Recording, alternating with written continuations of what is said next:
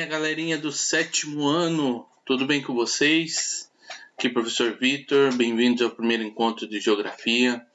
Espero que nós possamos aí se adaptar o mais rápido possível a esse processo que estamos vivendo, ok? Vamos dar continuidade àquilo que estávamos trabalhando em sala de aula. Hoje vamos trabalhar o módulo 4. Está na página 224, a partir da página 224 da apostila de vocês. Vamos falar nesse módulo sobre a agricultura, ok? Vamos lá? Para introduzir o assunto, nós vamos aqui relembrar que a agricultura ela surgiu num determinado tempo da história, onde os seres humanos estavam passando do nomadismo para o sedentarismo. Enquanto os seres humanos, os grupos humanos eram nômades, eles viviam basicamente de atividades extrativistas, certo? Posteriormente, quando eles começaram a se sedentarizar, começaram a se estabelecer em áreas que tinham ali os alimentos, e então passou a acontecer o desenvolvimento da agricultura, certo? Esse início de desenvolvimento da agricultura, ele aconteceu primeiramente com as plantas e os vegetais, cereais que já tinham ali naquelas regiões. Beleza? Só para relembrar aqui, ó, o que é agricultura? É basicamente o cultivo de plantas, certo? Utilização do solo para o cultivo de plantas. E a agricultura surgiu quando, professor? A agricultura surgiu há cerca de 11.500 anos atrás, certo? Quando os seres humanos começaram a cultivar ali os cereais, os vegetais e a fixar-se num único lugar. É óbvio que eles tinham que se fixar, porque ninguém vai plantar um negócio aqui e vai embora, né? Eles tinham que ficar, plantar, colher, e aí somente quando essa terra ali já não era mais produtiva, então eles se mudavam para outras áreas, beleza? Vamos lá. Desenvolvimento da agricultura. Como está aí na apostila de vocês, a agricultura ela se desenvolveu em várias partes do planeta. Mas essa parte do crescente fértil, que é ali entre a África e o Oriente Médio, foi uma das áreas pioneiras onde mais se desenvolveu a agricultura na antiguidade. Então, eu coloquei aqui no slide para vocês que o trigo e a cevada foram os primeiros cereais cultivados em larga escala, certo? Então foram os primeiros cereais a serem cultivados em uma escala muito grande. Nós vemos ali até, se vocês que têm a curiosidade, na Bíblia, né? No livro de Gênesis, ali nós temos vários relatos da agricultura de grãos, de cereais, né? Os vegetais eles passaram a ser cultivados há cerca de 2.000 anos, um pouco mais, um pouco depois, né? Perdão, do trigo e da cevada, dos cereais propriamente dito. E a produtividade, ela dependia de dois fatores: da ampliação da área cultivada, né? E da tecnologia empregada. Que tipo de tecnologia naquela agricultura primitiva? A escolha de sementes, né? Quando você vai analisar aí os quilombos, eles têm muita questão de escolha de sementes, eles têm as sementes já próprias para fazer um plantio, eles fazem inclusive bancos de sementes, com as sementes que são mais fortes, vamos dizer assim, para vocês entenderem. Então, por que esse crescente fértil ele foi tão importante para o desenvolvimento da agricultura? Por causa que ele era uma região muito irrigada, né?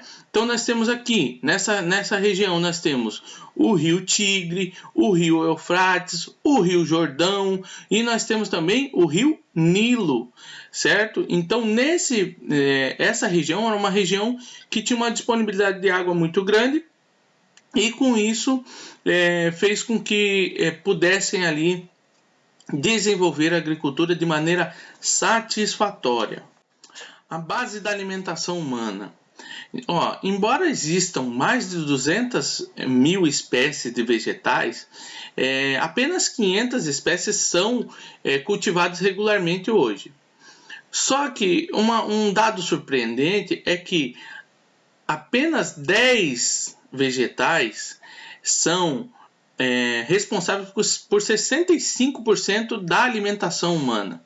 Então nós temos aqui, em primeiro lugar, nós temos o milho, depois o arroz, o trigo, batata, beterraba, mandioca, soja, tomate, cevada e banana. São os 10 vegetais que mais fazem parte da alimentação humana. Vocês podem ver aí na página, acompanhar, tem um gráfico na página 226, eles falam quais são as maiores produções agrícolas alimentares do planeta. Então é impressionante a gente entender que apenas 10 alimentos sejam responsáveis por 65% da alimentação humana.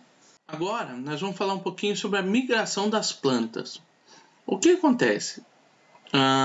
No século XV, a partir do século XV, aconteceu o período das grandes navegações. O que foi o período das grandes navegações? Quando ali Espanha, Portugal, conseguiram atravessar o Oceano Atlântico e chegar à América. Então ali foi inaugurado o período das grandes navegações. Nesse período ocorreu um fluxo não só de pessoas, não só de informações, mas um fluxo de plantas. Os europeus trouxeram muitas plantas de outras partes do mundo para a América, assim como levaram também da América para outras partes do mundo. Tudo isso passou por um processo de adaptação. Eu vou passar um vídeo agora para vocês que fala sobre isso, sobre a alimentação, o que a alimentação do mundo deve, por exemplo, ao Império Azteca, aos povos aztecas, que eram povos que habitavam na América. Daqui a pouquinho eu volto. A alimentação azteca. Você gosta de milho, chocolate, amendoim ou tomates? Bem, tente adivinhar de onde vieram. Dos aztecas! Os povos da Mesoamérica comiam muitos alimentos saudáveis e saborosos, e nós temos de agradecer-lhes por muitas das colheitas abundantes que temos hoje. Por exemplo, eles foram os primeiros povos a cultivar milho. Os aztecas usavam milho em muitos pratos diferentes, inclusive para fazer algo como as tortilhas que os mexicanos fazem hoje. Eles também foram os primeiros a descobrir o chocolate. Também tinham feijão, abóbora, melão, pimentas vermelhas e verdes e abacates. Devemos todos esses alimentos aos antigos habitantes da Mesoamérica, como os aztecas. Viram aí que legal? Eu gosto bastante dessa série, chama Grandes Civilizações. Tem disponível no YouTube as várias civilizações egípcia, Mesopotâmia, os aztecas, os incas, os maias. É bem interessante. Se você quiser, pesquisa lá no YouTube e vê os episódios inteiros lá. Continuando aqui, eu quero frisar que essa ilustração que eu coloquei aqui está na página 227 da apostila de vocês, e é interessante que vocês olhem, analisem, que tipo de alimentos vieram de outras partes para a América e que tipo de alimentos vieram da América para outras partes. Por exemplo, o cacau, O cacau, todo mundo gosta de chocolate, o mundo inteiro hoje gosta de chocolate, mas o cacau, ele só existia na América. Depois do período das grandes navegações é que o cacau foi ser conhecido no mundo todo, assim como a batata também. Já imaginou o mundo sem batata frita? Eles devem as batatas fritas aos aztecas, tá bom? Olha só, eu coloquei aqui nesse esqueminha a migração das plantas como aconteceu. O trigo, ele surgiu no Egito, depois migrou para a Europa e para a Ásia, e hoje os principais produtores são China e Índia, que tem 33% na participação da produção mundial de trigo. Preste atenção que o trigo e o arroz, eles surgiram no Egito, no caso, que é o continente africano, e na Ásia. E aí eles migraram aí também para a Europa, e em toda a Ásia. E os principais produtores em quase todos, dos 4 exemplos que tem aqui, em 3 exemplos, China e Índia estão entre os principais produtores de alimentos. Então, esses países, eles possuem uma população muito grande, então já de cara eles já têm essa necessidade de produzir bastante. Mas também a gente vê que eles detêm grande parte da produção de vários alimentos e várias matérias-primas utilizadas em todo o mundo, certo? Aqui nós temos o exemplo da batata e do milho, que surgiram na América, depois foram levados para a Europa e hoje fazem parte aí da base alimentar dos seres humanos.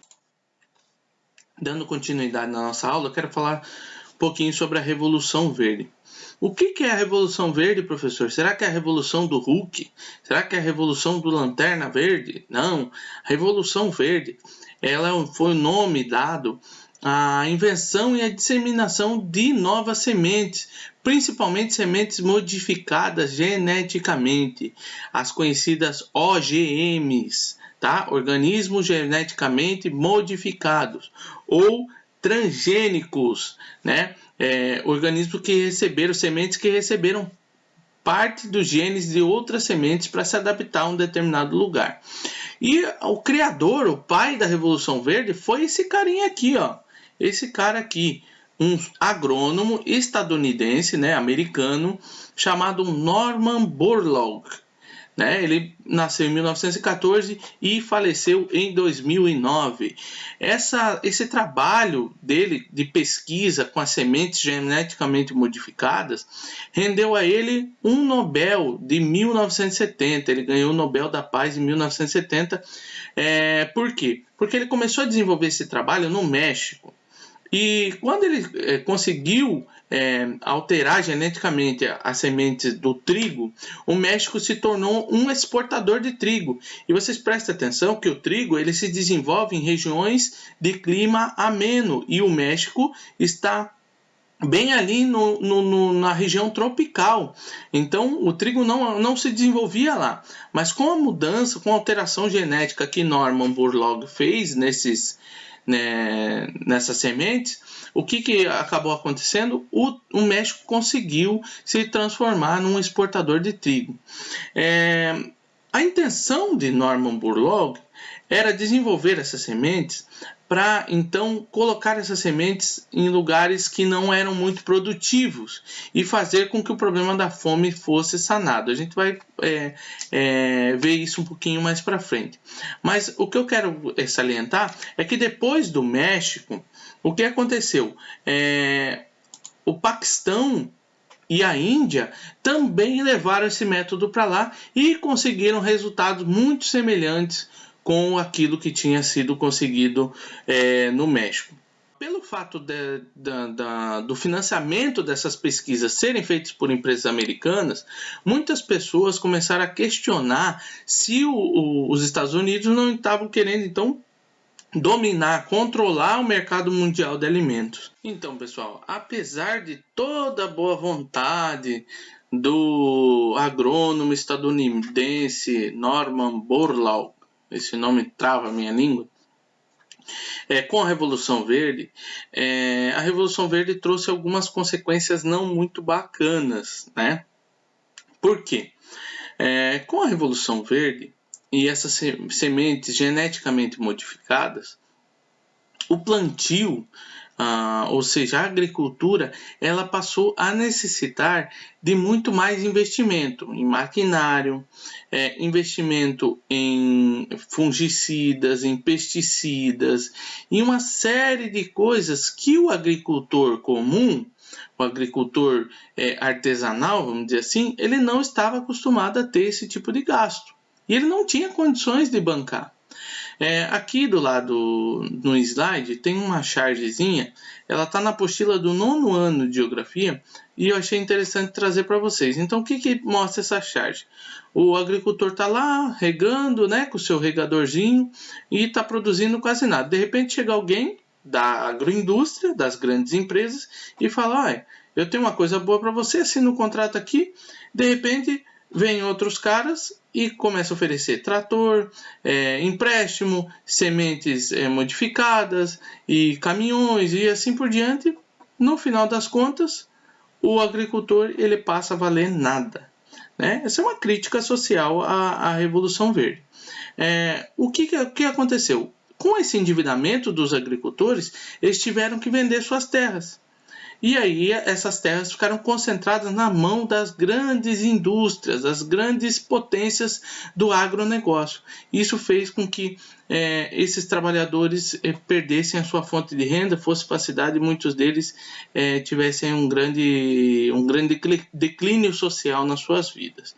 Então, esses são os fatores negativos: o endividamento dos agricultores, a dependência dos interesses das grandes empresas agroindustriais. Então, você vai ver aí sobre a Monsanto, sobre a Bayer, né? Uma série de teorias de que eles estão dominando aí o mundo. Isso aí já entra no campo da teoria da conspiração, mas é interessante analisar. Redução da biodiversidade, porque essas empresas elas são fortes em monocultura, então elas plantam num determinado lugar uma cultura só, então não se leva em consideração a biodiversidade.